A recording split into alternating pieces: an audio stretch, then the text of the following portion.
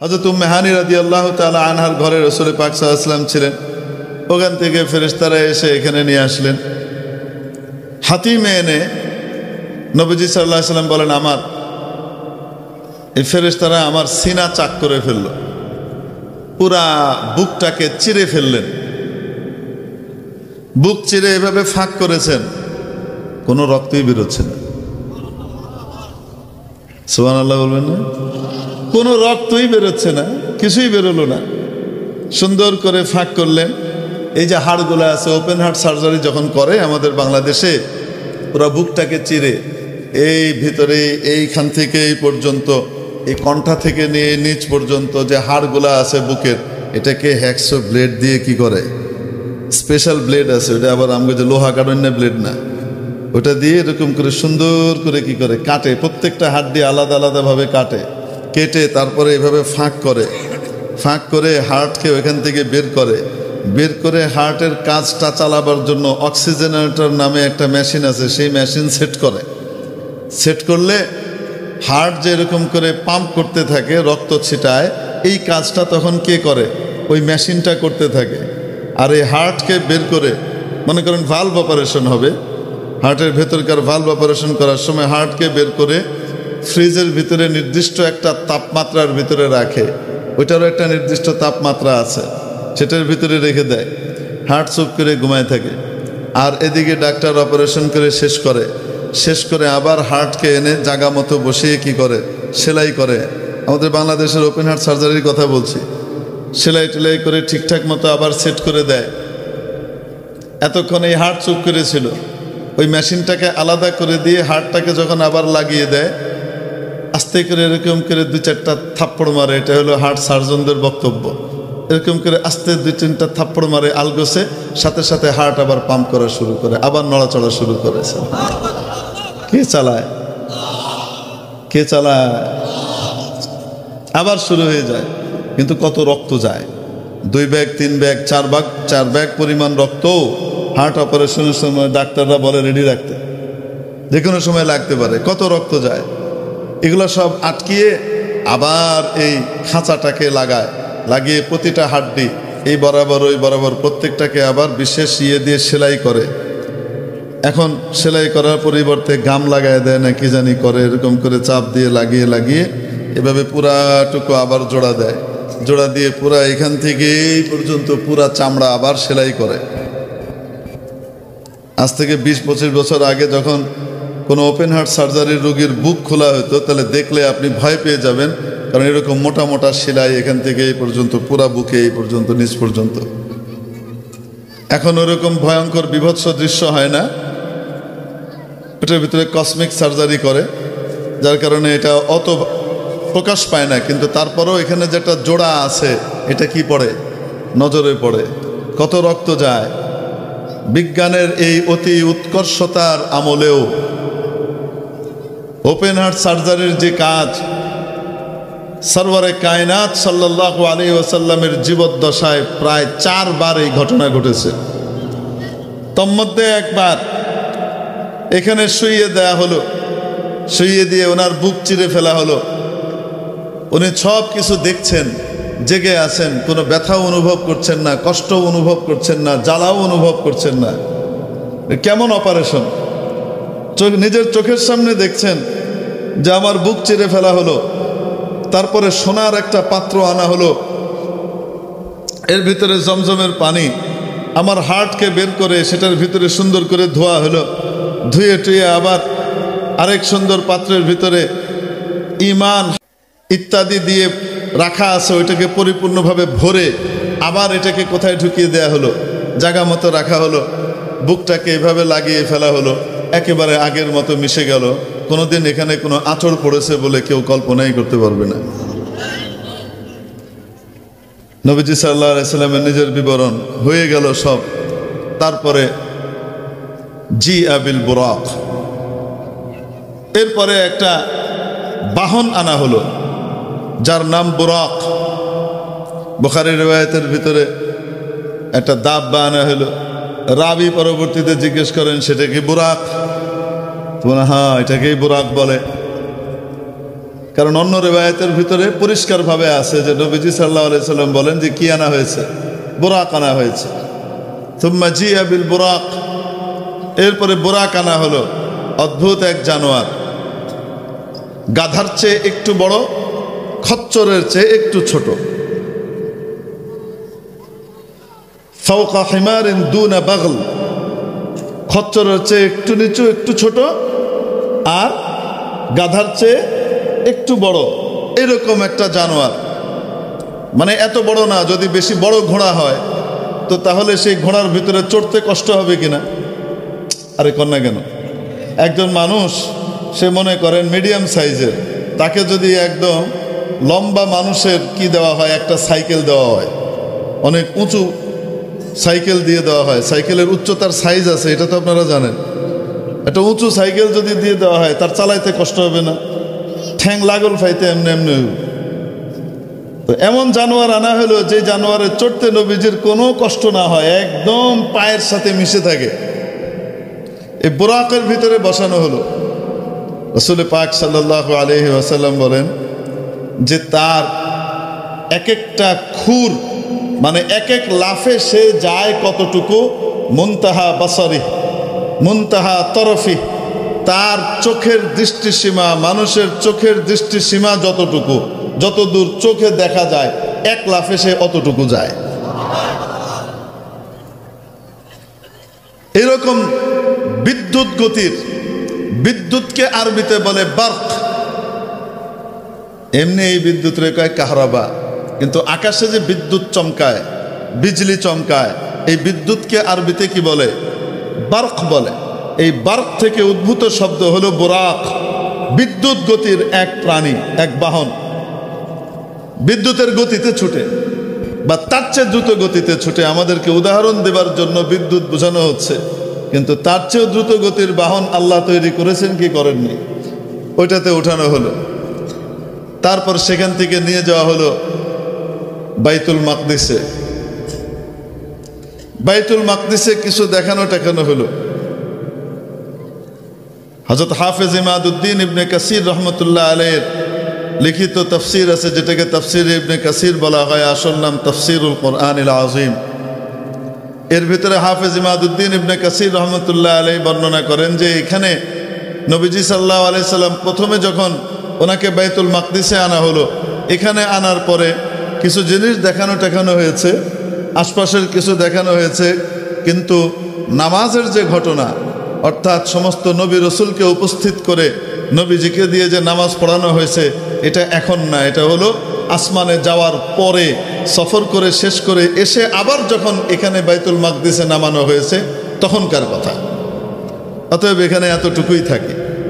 এরপরে এখান থেকে রাসূল পাক সাল্লাল্লাহু আলাইহি সাল্লাম বলেন, আমাকে সাথে করে নিয়ে আসমানের দিকে রওনা হয়ে গেল। যখন আমি দুনিয়ার নিকটতম আসমান যেটা, সেখানে গিয়ে পৌঁছলাম, প্রথম আসমান। ইস্তাফতাহা জিবরিল, জিবরিল আলাইহিস সালাম দরজা খুলতে বললেন। তাহলে বোঝা গেল আসমানেরও বিশাল ফটক আছে না নাই? আছে। চাইলেই কেউ উঠতে পারবে, নামতে পারবে তা না, বিশেষ দরজা আছে।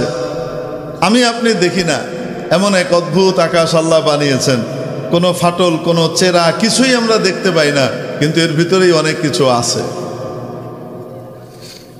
জিবরিল আলাইহিস সালাম বললেন, দরজা খুলেন। জিজ্ঞেস করা হলো মান, বললেন আনা জিবরিল।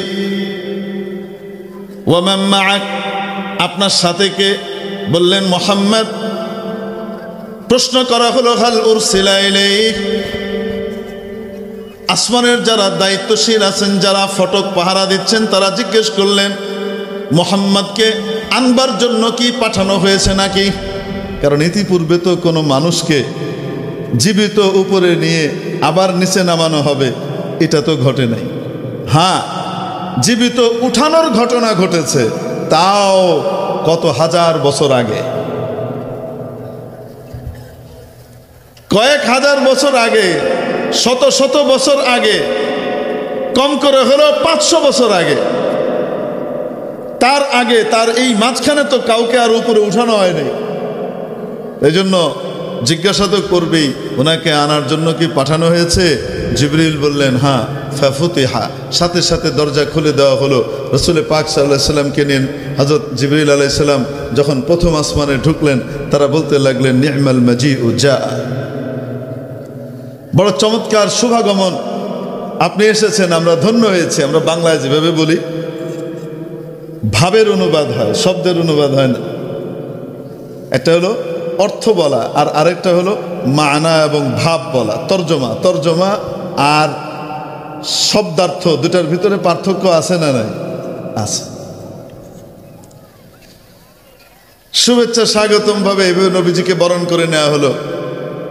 এরপরে প্রথম আসমান দেখানো হচ্ছে, এই যে দেখেন এখানে এখানে এখানে সে নিতে নিতে নিতে নিতে একজন ব্যক্তির কাছে নিয়ে যাওয়া হলো। জিবরিল আলাইহিস সালাম বললেন হাদা আবুকা আদম ফাসাল্লিম আলাইহি, ও নবী মুহাম্মদ, ইনি আপনার আব্বা জান আদম, অতএব সালাম করুন তাকে। সুবহানাল্লাহ। বোঝা গেল আগত ব্যক্তি তিনি সালাম করবেন, তিনি যত বড় মর্যাদারই হোক না কেন। একজন ব্যক্তি বসে আছে, আরেকজন আসছে, তো দাঁড়ানো ব্যক্তি বসা ব্যক্তিকে সালাম করবেন, আগন্তুক ব্যক্তি থেমে থাকা ব্যক্তিকে সালাম করবেন। আদব।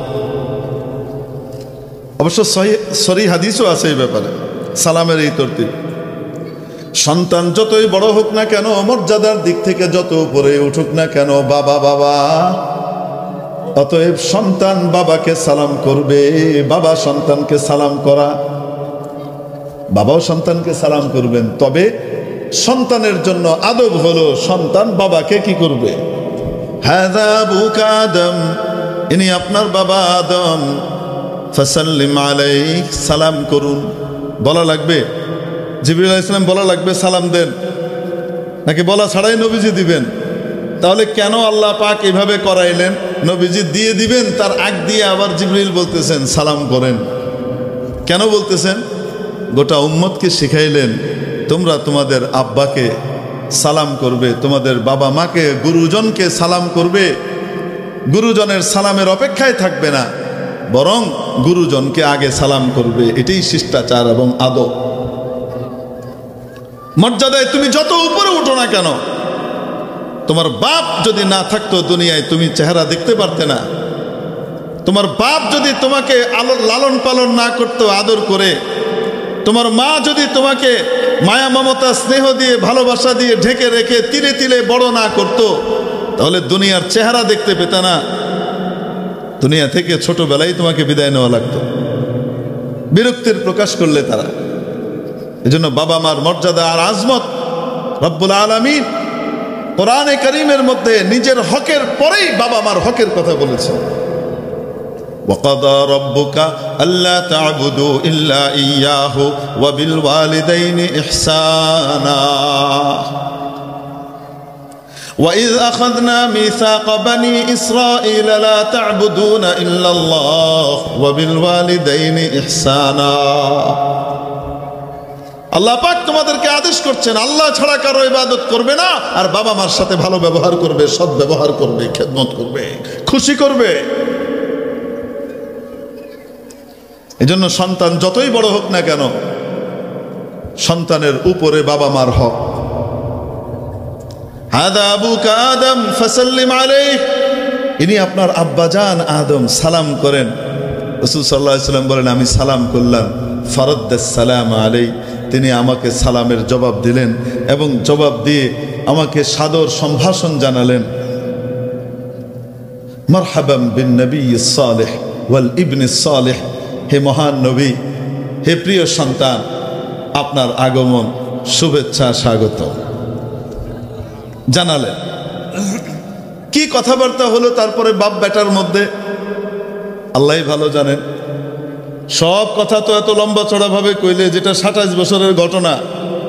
দুনিয়ার কয় বছর? নবীজি দুনিয়া থেকে গিয়ে পুরা ঘটনা শেষ করে যে আবার এসেছেন, দুনিয়ার সময়ের হিসেবে কয় বছর গিয়েছে? ২৭ বছর সময় গিয়েছে। কিন্তু আল্লাহ পাক মাত্র এক রাত্রে সেটা ঘটিয়েছেন। কয় রাত্রে? হুজুর এটা কিভাবে সম্ভব? নবীজি যখন মেরাজ শেষ করে এসেছেন, আসার সময় দেখেন অজু যে করেছিলেন সেই অজুর পানি এখনো গড়িয়ে পড়ছে। এসে দেখেন দরজা খুলে যে বেরিয়েছেন, সেই দরজার যে উপরের শিকলটা আটকানোর পরে শিকল যদি খোলা থাকে এরম করে নড়ে না, ওটা এখনো কি করতেছে, সেই দুলুনিতে নড়তেছে। তার মানে কি, আল্লাহ পাক সময়ের পুরা চাকাকে স্টপ করে দিয়েছিলেন। এটা কেমন? আমাদের বাংলাদেশে যখন বিশেষ বড় ধরনের কোনো রাষ্ট্রীয় অতিথি আসেন, তখন কি হয় বলেন তো? ভিভিআইপি পার্সন এসেছেন, যেই রাস্তা দিয়ে উনি যাবেন আর আসবেন, এয়ারপোর্ট থেকে ওনার গন্তব্য যেই জায়গাতে ওনার যাওয়ার বা ওখান থেকে কোথাও যাবেন, এই পুরা রাস্তার দুই পাশের যত রাস্তা আছে, যত মোড় আছে, সব ক্লোজড। বুঝতে পারেন? হাজার হাজার লাখ লাখ গাড়ি মানুষ দাঁড়িয়ে আছে এই রাস্তা ক্লিয়ার করার জন্য। সবাই থেমে গেছে, সবাইকে থামিয়ে দেওয়া হয়। বিশেষ মেহমান আসবেন, সেই মেহমান এসে তার গন্তব্যে যান, ফিরে যান, তারপরে ছেড়ে দেওয়া হয়। এর আগ পর্যন্ত যে যেখানে আছে সেখানেই থাকো। জাগার দিক থেকে যেমন থামিয়ে দেওয়া হয়, রব্বে দুল জালাল তার প্রিয় হাবিবকে যখন নিজের আরশে ডেকে নেবার সফর এর প্ল্যান করে দিলেন, রওনা হওয়ার পর থেকে উপরে গিয়ে গোটা আসমান জমিন, জান্নাত জাহান্নাম, আরশ, কুরসি, লৌহ কলম পুরা সফর করিয়ে দর্শন করিয়ে দেখিয়ে আবার যখন ফিরিয়ে আনলেন, 27 বছর সময় পার হয়েছে। গোটা পৃথিবীর সমস্ত সময়কে মাবুদ যেন বলে দিয়েছেন, স্টপ, এখন আমার হাবিবের সফর হবে, সময় এখানেই থেমে থাকবে, আর আগে বাড়বে না। আবার গিয়ে হুজুর ঘুরে এসছে, আর তারপরে আবার সময় তার টিকটিক কি করেছে, কে পারেন? পারেন না মনে হয়, পারেন না? সুবহানাল্লাহ। রাসূল পাক সাল্লাল্লাহু আলাইহি সাল্লাম বলেন, হযরত আদম আলাইহিস সালামের সাথে দেখা সাক্ষাৎ হলো, কথাবার্তা হলো, এরপরে আমাকে নিয়ে যাওয়া হলো দ্বিতীয় আসমানের দিকে। সুম্মা উরিজা বিয়া ইলাস সামাইদ দুনিয়া, এরপরে আমাকে উপরে উঠানো হলো ইলাস সামাইস সানিয়া, দ্বিতীয় আসমানের দিকে নিয়ে যাওয়া হলো। দ্বিতীয় আসমানে যাওয়ার পরে সেই একই প্রশ্ন, হযরত জিবরিল আলাইহিস সালাম দরজা খুলতে বললেন, ইস্তাফতাহা, উপর থেকে জিজ্ঞেস করা হলো মান, বললেন জিবরিল। জিজ্ঞেস করা হলো ওয়াহাল মাআকা আহাদ, আপনার সাথে কি কেউ আছে নাকি? বললেন নাআম মুহাম্মদ। জিজ্ঞেস করা হলো হাল উরসিলা ইলাইহি, ওনাকে আনবার জন্য পাঠানো হয়েছে নাকি? বলা হলো নাআম, হ্যাঁ পাঠানো হয়েছে। ফাফুতিহা, সাথে সাথে দরজা খুলে দেওয়া হলো এবং নবীজিকে সাদর সম্ভাষণ দিয়ে বরণ করে নেওয়া হলো প্রথম আসমানের মতো। যাওয়ার পরে ওখানে নবীজি বলেন, আমাকে নিয়ে যাওয়া হলো দ্বিতীয় আসমানে, দুই নবীর সাথে সাক্ষাৎ। ফাইদা ইয়াহইয়া ওয়া ঈসা আলাইহিমাস সালাম ওয়া হুমা ইবনা খালা। এনে আবার ইশকাল জবাব আছে, ইবনা খালা কেন নয়, মামু ভাগ্নে না। ওখানে হযরত ঈসা আলাইহিস সালাম এবং ইয়াহইয়া আলাইহিস সালাম, এই দুইজনের সাথে নবীজির সাক্ষাৎ হলো কত নম্বর আসমানে? এই জন্য কয় নম্বর আসমানে কার কার সাথে দেখা হয়েছে এই ব্যাপারে রিওয়ায়াত মুখতালিফ। বুখারীর এটাকে প্লট বানিয়ে বলতেছি। দেখা হওয়ার সাথে সাথে বললেন, এনারা দুইজন আপনার ভাই, এনারা দুইজন আপনার ভাই ইয়াহইয়া এবং ঈসা, সালাম করেন। মর্যাদার দিক থেকে নবীজি কত উপরে, ওনারা নিচে, কিন্তু বয়সের দিক থেকে তো তারা বড়, বয়সের দিক থেকে বড় ভাই। অতএব ছোট ভাই বড় ভাইকে কি করতেছে? বয়সের দিক থেকে ছোট ভাই বড় ভাইকে সালাম করতেছে, যদিও ছোট ভাইয়ের মর্যাদা বড় ভাইয়ের চেয়ে এত উপরে যে সমস্ত ভাই মিলেও কাছে যাইতে পারবে না। ঠিক কি ঠিক না? সালাম করেন, সালাম হলো। ফারাদ্দা, তারাও আমাকে সালামের জবাব দিলেন। কি কুশল বিনিময় হয়েছে আল্লাহ জানে। এরপরে আবার উপরে নিয়ে যাওয়া হলো। সুম্মা উরিজা বিয়া ইলাস সামাইস সালিসা, আমাকে তৃতীয় আসমান পর্যন্ত নিয়ে যাওয়া হলো। ওয়াস্তাফতাহা, জিবরিল দরজা খোলার জন্য বললেন। জিজ্ঞেস করা হলো মান, কে? উত্তর দিলেন আনা জিবরিল, আমি জিবরিল। হাল মাআকা আহাদ, আপনার সাথে কি কেউ আছে নাকি? বললেন হ্যাঁ মুহাম্মদ। জিজ্ঞেস করা হলো হাল উরসিলা ইলাই, আনার জন্য পাঠানো হয়েছে? বললেন হ্যাঁ পাঠানো হয়েছে। ফাফতিহাল বাব, সাথে সাথে তৃতীয় আসমানের দরজা খুলে দেওয়া হলো। উপরে আমাকে সেভাবে আগের মতোই বরণ করা হলো। নি'মাল মাজিউ জাআ, কত মহা শুভাগমন! আসুন, আপনার শুভাগমনে আমরা ধন্য হয়েছি। নবীজিকে ভেবে তৃতীয় আসমানওয়ালারা বরণ করলেন। হযরত জিবরিল আলাইহিস সালাম নিয়ে গেলেন ওখানে অবস্থানকারী একজন নবীর কাছে। ফাইদা ইউসুফ আলাইহিস সালাম, সেখানে হযরত ইউসুফ আলাইহিস সালামের সাথে দেখা হলো। জিবরিল বললেন হাদা আখুকা ইউসুফ ফাসাল্লিম আলাইহি, আপনার ভাই ইউসুফ, সালাম দেন। হযরত ইউসুফ আলাইহিস সালামকে সালাম দিলেন, উনিও উত্তর দিলেন, কথাবার্তা হলো। এরপরে চললেন চতুর্থ আসমানের দিকে। শুনতে তো খুব মানে মজাই লাগতেছে, যে মনে হয় দ্বিতীয় আসমান থেকে রওনা দিলেন না চতুর্থ আসমানে পৌঁছায় গেলেন। কারণ হুজুরে 5 মিনিটে প্রথম আসমান থেকে তৃতীয় আসমান পার করে ফেলছে। কোন না কেন? বাস্তবে কি এরকমই নাকি? হ্যাঁ, এই মাঝে মাঝে ছোটবেলায় আমরা বিরক্ত করতাম না, খালি গল্পগণ গল্পগণ গল্পগণ। তো আমাদের এক মহাজ্ঞানী মামা ছিলেন, ওনার কাছে গল্পের কোনো অভাব ছিল না। আর আমার দৃষ্টিতে উনি ছিলেন সবচেয়ে বড় জ্ঞানী। কেন? ওনার কাছে গল্পের ভান্ডার আছে। আসলে গল্প তো উনি বলতেনই, এরকম 15-20টা গল্প থেকে বানায় আবার আরেকটা রেডি করে লাইতেন আর কি, বুঝলেন? মনে হয় মানে যখন মামা গল্প বলেন তো সাথে সাথে আচ্ছা ঠিক আছে, গল্প, এত গল্প শুনে কি হবে, এই যে বলতেছে গল্প বানাইতেছে, বাস তারপরে গল্প একটা শুরু হয়ে গেল, সুন্দর একটা গল্প রেডি হয়ে গেছে। তিনার কাছে কখনো গল্প আমাদের মিস হইতো না। এই জন্য এই মামাকে আমরা মনে করতাম পৃথিবীর সবচেয়ে বড় জ্ঞানী মামা, সবচেয়ে জ্ঞানী মানুষ। তার কাছে গল্পের অভাব নেই। যে বেটা গল্পই কইতে পারে না, হে বেটা কি জানে? কিচ্ছু জানে না। আরে বাচ্চাদের একটা বয়স আসে না, এক এক বয়সে তার কাছে এক একটা পর্যায়ে আসে গল্প। যে বেশি গল্প বলতে পারে সে আসলে বড় জ্ঞানী। আকল যখন আরো বাড়তে থাকে তখন আসে গপ্প বাস দিয়ে তো দুনিয়া চলে না, বাস্তবতা কি সেটা দেখি, ঠিক ঠিক না? এটা আসে। তো আব্বাকে যখন গল্পের জন্য বলতাম, আব্বাকে সবাই এত জ্ঞানী বলে, এত সম্মান করে, এই করে সেই করে, কিন্তু আমার কাছে মনে হতো আব্বা কিছুই তো জানে না। একটা গল্প করতে পারে, 2-3টা গল্পকে, তারপরে আব্বার কাছে আর গল্প নাই। তো উনি গল্প শুরু করতেন। কি গল্প? হ্যাঁ, একটা শিয়াল, সে একটা মুরগি ধরবে, মুরগি খাবে, তাই সে রওনা করছে। যেতে যেতে যেতে যেতে কিন্তু ওই পারে তো মুরগি পাওয়া যাচ্ছে না, মুরগি আছে নদীর ওই পারে। কোথায়? এই জন্য এখন শিয়াল সাঁতার কাটা শুরু করলো, তারপর গিয়ে সে মুরগি খাবে। বলে আব্বা চুপ, চুপ হয়ে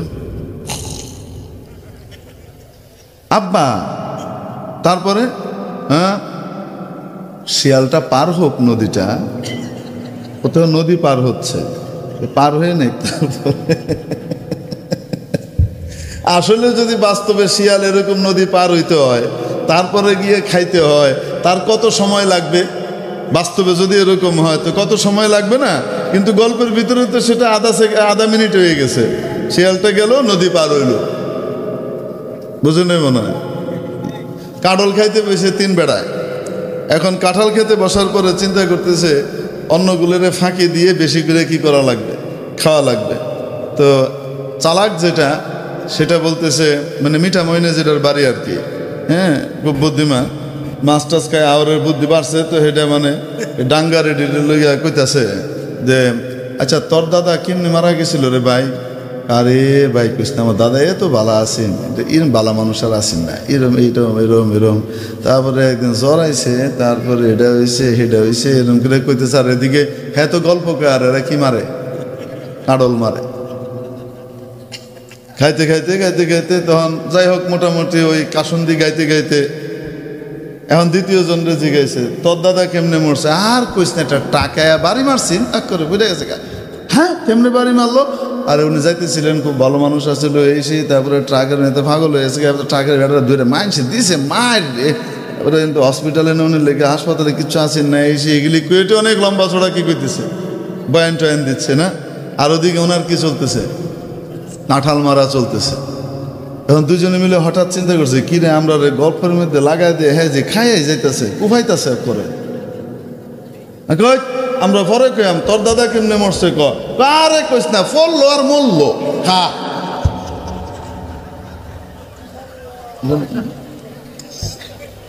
তো গল্পের ভিতরে কি চলে, অল্প সময়ে কি হয়ে যায়, সব ঘটনার বিবরণ শেষ হয়ে যায়। বর্ণনাকারী যখন বর্ণনা করে তখন বিবরণ তো খুব অল্প সময়ে দিয়ে দেওয়া যায়, কিন্তু এটার বাস্তবতা কত দীর্ঘ সময়ের। আরে ভাই, এক একটা আসমান থেকে একটা আসমানের দূরত্ব কত, সুবহানাল্লাহ। এই যে আকাশটা আমরা দেখতে পাই, বিজ্ঞানীরা বলেন এটা আকাশ না, এটা মানুষের দৃষ্টির শেষ সীমা। তারপরেও ধরি যে আকাশটা দেখে সেটার তুলনায় একটা মুরগির ডিম কত বড়। মুরগির ডিমটাও গোল, এই আকাশটাও গোল। মুরগির ডিম আর এই আকাশ দুইটার ভিতরে বড় কোনটা? হুজুর এটা কোনো তুলনায় আইব, এটা কি কইলেন? একজনের বয়স 70, আরেকজনের বয়স 80, তাহলে বলা যায় যে ভাই দুজনের ভিতরে কেডাই বড়? আজকে একটা বাচ্চা হয়েছে, আরেক বেটার বয়স 99, তার ভাই দুজনের ভিতরে কেডাই বড় কোনছে? এটা কোনো মিল হইল? কোথায় মুরগির ডিম আর কোথায় আকাশ? কি বিশাল! দ্বিতীয় আসমানটা প্রথম আসমানের তুলনায় এত বড়, এত বড়, এত বড়, তার তুলনায় প্রথম আসমানটা একটা মুরগির ডিমের মতো। দ্বিতীয়টার তুলনায় তৃতীয়টা এত বড়, এত বড়, এত বড়, সেটার তুলনায় 2 নম্বরটা একটা ডিমের মতো। এইভাবে 7 আসমান। এবার মনে করেন দূরত্বটা কেমন। যাচ্ছেন, তৃতীয় আসমানে গিয়ে দেখা হলো হযরত সাইয়্যিদুনা ইউসুফ আলাইহিস সালামের সাথে, কথাবার্তা হলো। তারপরে চলে গেলেন চতুর্থ আসমানে। সেই একই রকমের ঘটনা নবীজি ঠিক ওভাবেই বলে দিচ্ছেন। নবীজি এই কথা কেউ জান নাই, কিন্তু একই ঘটনা ঘটলো চতুর্থ আসমানে ইউসুফ আলাইহিস সালামের সঙ্গে দেখা হলো, একই ঘটনা ঘটলো পঞ্চম আসমানে অমুকের সাথে দেখা হলো। নবীজি এত শর্টকাট করেন নাই, একদম খুইলেই বলছেন যে জিবরিল আবার দরজা খুলতে বললেন। ওখানে সেই প্রশ্নই হলো, যে প্রশ্নগুলো, ওই যে উত্তরগুলো, এগুলো সব নবীজি বারবার করেই কিন্তু বলতেছেন। কিন্তু আমি বারবার বলতে পারতেছি না, কারণ আমরা সময় মনে হয় কম। সুলতানুল ওয়াইজিন আইবি সাহেব হুজুর আইসে বললে তখন আমার তায়াম্মুমের মেয়াদ শেষ হয়ে যাবে। আইসেনি কই? হ্যাঁ, কতক্ষণ পরে আইব? অতএব বেশি লামফা করুন যেত না, বুঝছই। আয়া পড়ব, আয়া ফরসানো বইয়া রয়েছে, যে কোনো সময় চলে আসবে। তো সুলতানুল ওয়াইজিনের বয়ান শুনবেন তো ইনশাআল্লাহ আপনারা? শুনতেই মন চায়, সারা রাত কইলেও মনে হয় যে না আরো কইন, তাই না? তৃপ্তি মন ভরে না। যেমন সুন্দর চেহারা, ওরকম সুন্দর কণ্ঠ, ওরকমই বলার ভঙ্গি, ওরকমই শব্দ চয়ন এবং উপস্থিত আলোচনা, মাশাআল্লাহ অসাধারণ। আল্লাহ পাক বন্ধুবর হযরত শেখ খালিদ সাইফুল্লাহ আইয়ুবী সাহেব দামাত বারাকাতুহুমের হায়াতে, ইলমে, আমলে, স্বাস্থ্যে, দৌলতে, সর্বদিক থেকে আল্লাহ পাক বরকত দান করেন, আমিন আল্লাহুম্মা আমিন। তো যাই হোক, এখন উপরে গেলেন, চতুর্থ আসমানে গিয়ে হযরত ইদ্রিস আলাইহিস সালামের সাথে দেখা, সেই একই কথোপকথন হলো। তারপর গেলেন পঞ্চম আসমান। পঞ্চম আসমানে গিয়ে সেখানে হযরত সাইয়্যিদুনা হারুন আলাইহিস সালামের সাথে দেখা হলো, সেই একই রকমের কথাবার্তা চলল। তারপরে গেলেন ষষ্ঠ আসমানে, ওখানে গিয়েও হযরত মুসা আলাইহিস সালামের সাথে দেখা হলো, কথাবার্তা একই রকম চলল। শেষ হওয়ার পরে যখন নবীজি সাল্লাল্লাহু আলাইহি সাল্লাম রওনা করে দিলেন সপ্তম আসমানের উদ্দেশ্যে, বাকা মুসা, মুসা আলাইহিস সালাম কেঁদে দিলেন, আল্লাহর কাছে কেঁদে কেঁদে অভিযোগ আকারে অনেক কথা বলতেছেন। আমার এত পরে আসলো, আর তাকে আপনি এতগুলা উম্মত দিলেন, সে এত উম্মত নিয়ে, তার উম্মত আগে জান্নাতে যাবে আর আমার উম্মত পরে যাবে। আবার অভিমান করে কইতেছে, আমার এত পরে আইছে, তারা আপনি এত উপরে উঠে লয়ে যেতেছেন, আমারে আপনি লইলেন না, নেওয়ার মতো আপনার ইয়ে হইল না। এ কোনো ইনসাফ হইল? এটা কোনো এই কারে কয়? আল্লাহরে, মানে দুমায় আল্লাহরে ঝাড়তেছে। আপনি না ইনসাফ করেন, সব জায়গায় ইনসাফ করেন, এটা কি ইনসাফ? আমার এত পরে আইলো, হ্যাঁ যাইব গো আমার আগে, হ্যাঁ রুবুসে যায়, আমার আপনি ষষ্ঠ আসমানে আটকায় ধুয়ে দিছেন, মানে কঠিন বয়ান দিচ্ছে। হযরত রাসূল সাল্লাল্লাহু আলাইহি সাল্লাম জিজ্ঞেস করতেছেন জিবরিলকে, এটা কেডা? এরকম করে কথা কইতেছে, এটা কে? ওই যে আখুকা মুসা, আপনার ভাই মুসা। আরে আল্লাহর সাথে এমনি কথা কয় নাকি? আপনার আল্লাহ জানে যে এটা এরকমই, এটা সিস্টেমই এমন। সুবহানাল্লাহ কইেন না? আল্লাহ বানাইছে এমন করে, অতএব এরকমই বলবে। আল্লাহ পাক এটা তেমন কিছু মনে করেন না। তারপরে গেলেন কত আসমানে? সপ্তম আসমানে। সপ্তম আসমানে যাওয়ার পরে সেই একই ফর্মালিটি পুরা হলো। হযরত জিবরিল গিয়ে দেখাইলেন একজন মানুষের সাথে। নবীজি বলেন, দেখতে একেবারে হুবহু তোমাদের এই ভাইয়ের মতো, দেখতে যেন একেবারে তোমাদের কিসের মতো? এই ভাইয়ের মতো। লিল্লাহি তাকবীর। এই আওয়াজে বয়ান বেরিব, লিল্লাহি তাকবীর। সুলতানুল ওয়াইজিন।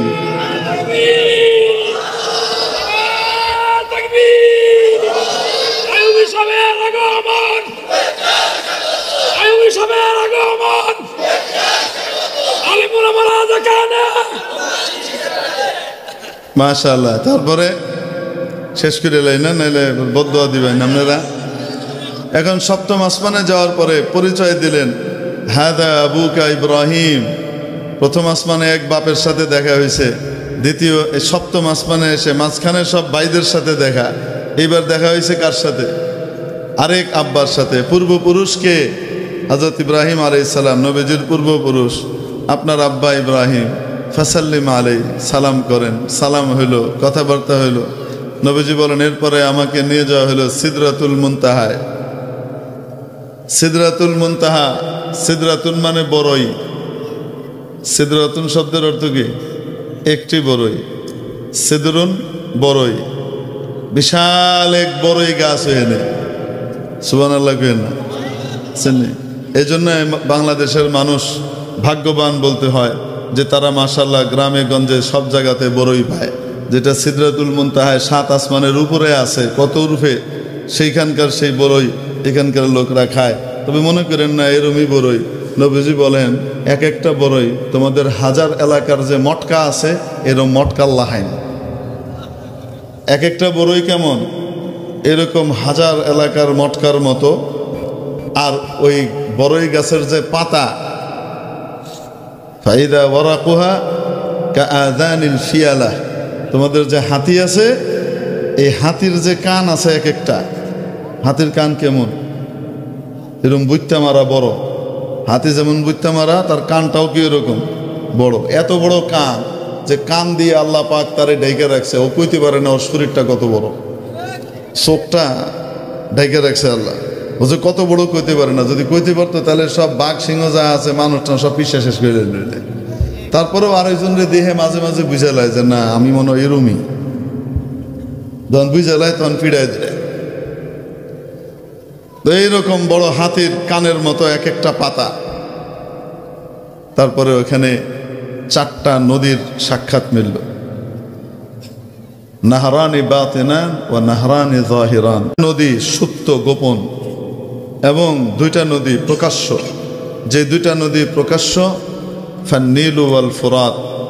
একটা হলো মিশরের নীলনদ, আরেকটা হলো তোমাদের এই ফুরাত, ইরাকের যে ফুরাত আছে, এই ফুরাত নদী। এই 2টা নদী ওইখানে আছে। হুজুর বাকি 2টা কি? এটা থাক, সব ঠিক হয়ে লাইলে তো আর চালান শেষ হয়ে যাবো। কেন যে আগামী বছর কি তা কইয়াম, এর লেগে এটা থাক।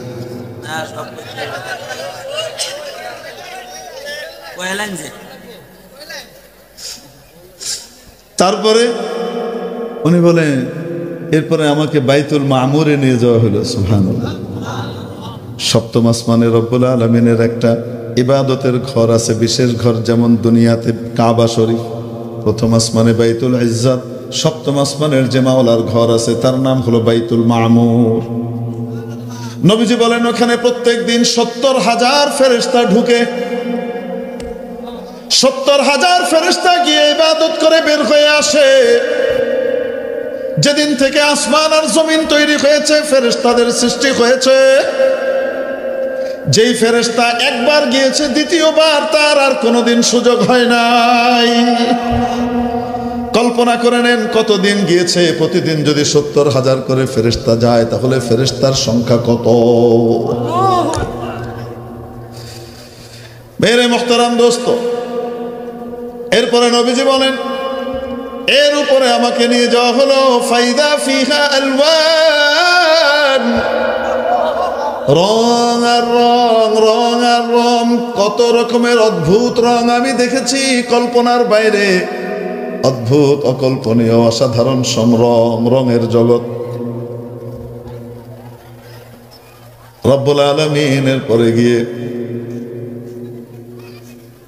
সিদরাতুল মুনতাহা পার হওয়ার আগ দিয়ে ওখানে গিয়ে দাঁড় করাইলেন, জিবরিল দাঁড় করাইলেন। বোরাকের এরিয়া শেষ, এর উপরে আর বোরাক যেতে পারবে না, বোরাকের এরিয়া শেষ। এবার অনেক উপরে আরশ থেকে বিশেষ বাহন আসলো নবীজিকে নেওয়ার জন্য, যার নাম রফরফ। কেমন সেটা তার কোনো বিবরণ নবীজিও দেন নাই, আমরাও জানি না। ইনশাআল্লাহ কিয়ামতের দিন জান্নাতে গেলে রফরফ আপনাকে ইচ্ছা হইলে দেখাবে আল্লাহ তাআলা। দেখতে মন চায়? রফরফ আসলো, নবীজি চড়লেন। জিবরাইল আলাইহিস সালাম বলেন, ওয়াদাআন, যান। আপনি যাবেন না? না। কেন?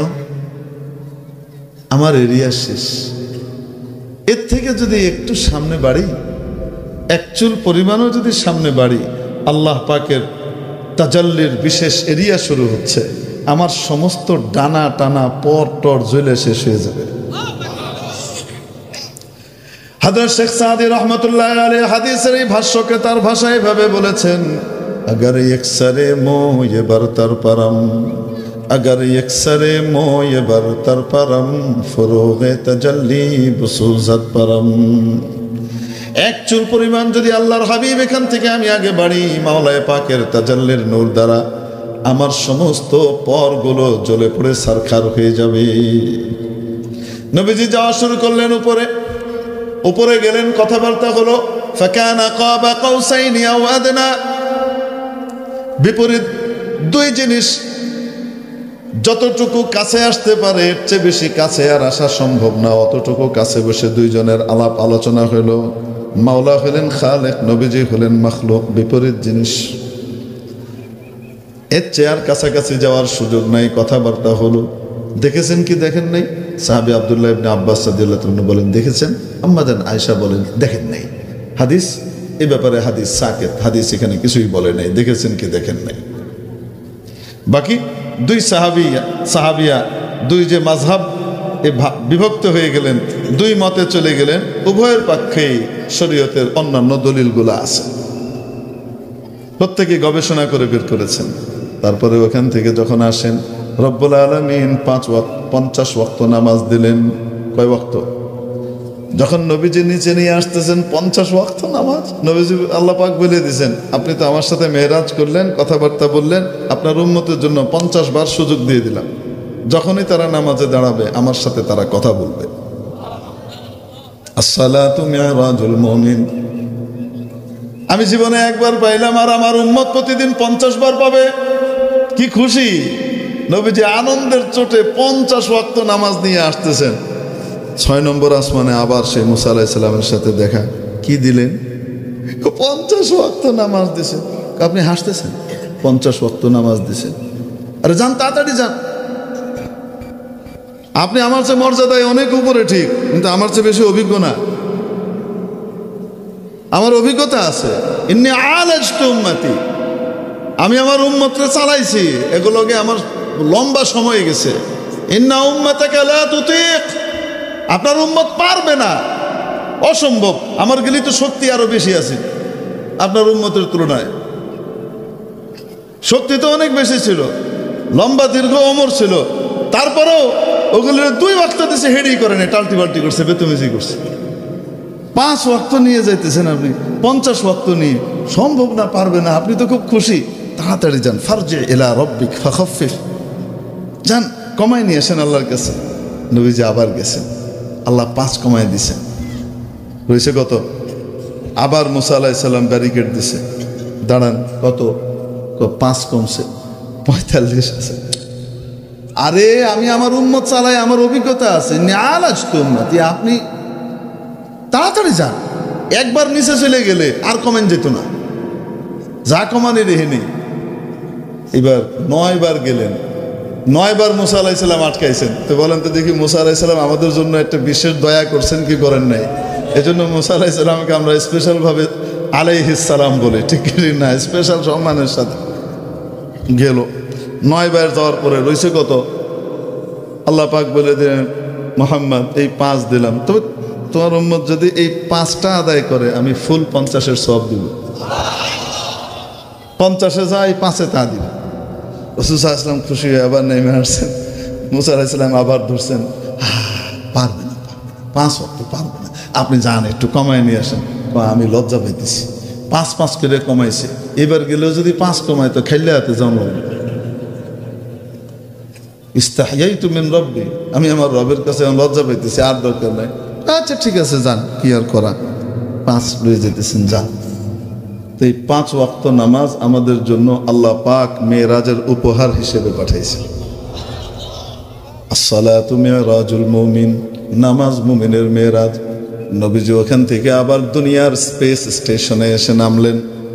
স্পেস স্টেশন কোনটা? বাইতুল মাকদিস, মসজিদুল আকসা যে অঞ্চলে অবস্থিত, সেই অঞ্চলকে শাম বলা হয়। সিরিয়া, জর্দান, এমনি ভাবে ফিলিস্তিন, আর যে ইসরায়েল দখল করে থুয়ে দিছে, এগুলি সব সহই মনে করেন কি আসলে তো ফিলিস্তিন। আরেকটা কি কোন কয়টা? ওর 4টা দেশ মিলে শাম, সিরিয়া, উর্দুন, ফিলিস্তিন, আরেকটা কি লুবনান, এখনকার যে লেবানন আছে, এই 4টা মিলে হলো শাম। এই পুরা অঞ্চলটা বাইতুল মাকদিসের আশপাশের এরিয়া। মাবুদ বলেন, সুবহানাল্লাযী আসরা বিআবদিহি লাইলান, গরিমা বর্ণনা করুন সে আল্লাহ, সেই সত্তা যিনি স্বীয় দাস জিয় বান্দাকে রাত্রিকালীন ভ্রমণ করালেন।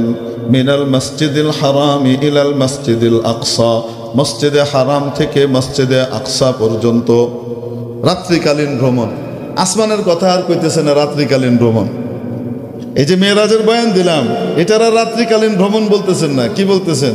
এখান থেকে এখানে রাত্রিকালীন ভ্রমণ করাইলেন, তারপর ওইখান থেকে উপরে নিয়ে গেছিলেন, এবার উপর থেকে আবার ওখানেই নামাইছেন। মসজিদুল আকসা ওই বাইতুল মাকদিসেই নামাইছেন। ওই অঞ্চলটার সাথে আসমানের একটা বিশেষ সম্পর্ক আছে, নুজুল এবং হুবুতের। কিয়ামতের পূর্বকালে যখন হযরত ঈসা আলাইহিস সালাম আসমান থেকে নাজিল হবেন, সবাই চোখের সামনে দেখতে পাবে ঈসা আলাইহিস সালাম নামতেছেন। মন চায় দেখতে কেমনে নামতেছেন, দেখতে মন চায়। মোবাইলে ফষ্টি নষ্টি শয়তানি করে কোনোদিন কপালে জুটবে না। দলবাজি করে এই দল আর এই দলের পক্ষে গিয়ে আল্লাহর দল ত্যাগ করে, আলেম ওলামার সাথে শত্রুতা করে, দিনদার পরহেজগার মানুষকে রাজাকার আর বিভিন্নভাবে সন্ত্রাসী জঙ্গি এই সমস্ত আখ্যা দিয়ে, আর আলেম ওলামা তৌহিদি জনতার সাথে তুচ্ছ তাচ্ছিল্য করে ঈসা আলাইহিস সালামরে নাজিল হওয়া সহে দেখবা ইমানদার অবস্থায় সম্ভব না। দাজ্জালের বাহিনী হবা তুমি। এজন্য আল্লাহর কাছে দোয়া করা উচিত, আল্লাহ ঈসা আলাইহিস সালামের আসমান থেকে নামাটাও দেখাই দিয়েন, আর আমাকে এমন ইমান দিয়ে দিলেন যেন হযরত ঈসার সাথে আমি এক দলে থাকতে পারি। সুবহানাল্লাহ। নামতেছেন দামেস্কের জামে মসজিদের মিনার পর্যন্ত এসে নামবেন। দামেস্কের জামে মসজিদের যে মিনার, এই মিনার পর্যন্ত এসে নামবেন। এতক্ষণ তো আসমান থেকে খালি হাতে কোনো সিঁড়ি টিড়ি ছাড়া নামছেন। এখানে নামার পরে মিনারের নিচ থেকে কি লাগানো হবে? সিঁড়ি লাগানো হবে। সেই সিঁড়ি বেয়ে হযরত ঈসা আলাইহিস সালাম নিচে নামলেন। সুবহানাল্লাহ কইেন না। একটা প্রশ্ন, আসমান থেকে নেমে আইলেন, সিঁড়ি লাগলো না, এই মিনারের মাথা থেকে নিচে নামতে সিঁড়ি লাগে কেন? উত্তর বের করবেন আপনারা। প্রশ্ন থুয়ে গেল। তাহলে আসমানে উঠা নামা এই বিষয়ের সাথে ওই অঞ্চলটার বিশেষ একটা কি আছে? সম্পর্ক আছে। মাওলায়ে পাক ওইখানেই নামাইলেন কাকে? রাসূল সাল্লাল্লাহু আলাইহি সাল্লামকে। নামার পরে নামাজ নিয়ে আসছেন না? কে নিয়ে আসছেন? ফজরের ওয়াক্ত হাফেজ ইমাদউদ্দিন ইবনে কাসির রাহমাতুল্লাহ আলাইহি বলেন, রাসূল পাক সাল্লাল্লাহু আলাইহি সাল্লাম নামার পরে এরপরে যে হাদিস, সমস্ত নবীরা সারিবদ্ধভাবে কাতারবদ্ধভাবে দাঁড়িয়ে আছে। জিবরিল আলাইহিস সালাম এসে আল্লাহর হাবিবকে আগে বাড়িয়ে দিলেন। সাল্লি বিহিম ইয়া মুহাম্মদ, মুহাম্মদ আপনি এনাদের সবাইকে নামাজ পড়ান। নবীজি 2 রাকাত নামাজ পড়ালেন, সমস্ত নবীরা তার পিছনে নামাজ পড়লেন। সুবহানাল্লাহ। হাফেজ ইমাদউদ্দিন ইবনে কাসির রাহমাতুল্লাহ আলাইহি বলেন, এই নামাজটা ছিল মেরাজ থেকে আসার পরের প্রথম নামাজ। নবীজি ইমামত করেছেন সমস্ত নবীদের, সমস্ত নবী রাসূলের ইমামত করেছেন। তারপরে আবার ওখান থেকে গালাসের মধ্যে হয়েছে নামাজ, আন্দার থাকতে থাকতে পড়ছেন। ওখান থেকে আল্লাহর নবীকে নিয়ে হযরত জিবরিল আবার ফজরের ওয়াক্তে ফর্সা হওয়ার আগে আগে কোথায় কোথায় নামায় দিছেন? মক্কা শরীফে এসে নামায় দিছেন। নবীজি যখন সকালবেলায় বর্ণনা করলেন, বাইতুল মাকদিসে গিয়েছি, এই হয়েছে, এটা হয়েছে, ওটা হয়েছে, তারপরে আসমানে গেছি। আবু জাইল্লারে আর ফায়দা, শাহরিয়ার কবিরের খুশি আর কি করা যাচ্ছে না, থামতেছে। এই মোল্লারে এতদিন খালি অযৌক্তিক কথা বলেছি, মাথাটা যে নষ্ট আমরা বলেছি, কিন্তু কেউ বোঝেনি যে দেখুন কি বলছি, আজগুবি কথা। এরা সবাই খুশি, যাক সবাইরে তো নাড়ানো সম্ভব, আবু বকরের নাড়ানো যেত না। এইবার আবু বকর নড়বে, আবু বকরের দল ছুট করানো যাবে। আবু বকর ছিলেন না, বাইরে থেকে আসছেন। এরা আগে ভাগে আবু বকরের সাথে দেখা, ভাই কেমন আছেন, আপনার অপেক্ষায় আছি, কই থেকে আসতেছেন? এই যে আসলাম। কি হয়েছে? আর জানেন না ভাই, আছে সবই ভালো। মক্কার অবস্থা তো কেমন যে হয়ে গেল, মোহাম্মদকে এত ভালোবাসি, তার জন্য কোরআনটা পুরে কি জানি কয় না, ফ্যাট ফুরে না, তাহলে ফরান ফুরে, ফ্যাট ফুরে, কি কষ্ট। তারে কেউ কিছু কইলে গাটা জ্বললে যায়, বুঝুন না। বেচারা নবী যে কয়, এটা তো হাসই কয়, কিন্তু এখন মাথায় মনে হয় একটু ডিফেক্ট দেখা দিছে, সমস্যা দেখা দিছে।